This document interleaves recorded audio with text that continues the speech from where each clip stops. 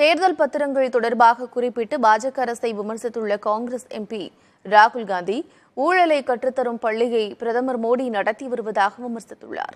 தேர்தல் பத்திரங்கள் தொடர்பாக பாஜக அரசை விமர்சித்துள்ள காங்கிரஸ் எம்பி ராகுல் காந்தி ஊழலை கற்றுத்தரும் பள்ளியை பிரதமர் மோடி நடத்தி வருவதாக விமர்சித்துள்ளார். இதுகுறித்து எக்ஸ் வலைதளத்தில் ராகுல் காந்தி வெளியிட்ட பதிவில் பாஜகவின் தேர்தல் பத்திரங்கள் தொடர்பான வீடியோவை வெளியிட்டு கடுமையாக விமர்சித்துள்ளார். அந்த பதிவில் நாட்டில் ஊழலை கற்றுத்தரும் பள்ளியை நரேந்திர மோடி நடத்தி வருவதாக விமர்சித்துள்ள அவர், முழு அறிவியல் ஊழல் என்ற பாடத்திட்டத்தின் கீழ் ஊழல் தொடர்பான அனைத்து அத்தியாயங்களையும் முழுமையாக நடத்தி வருவதாக சாடியுள்ளார்.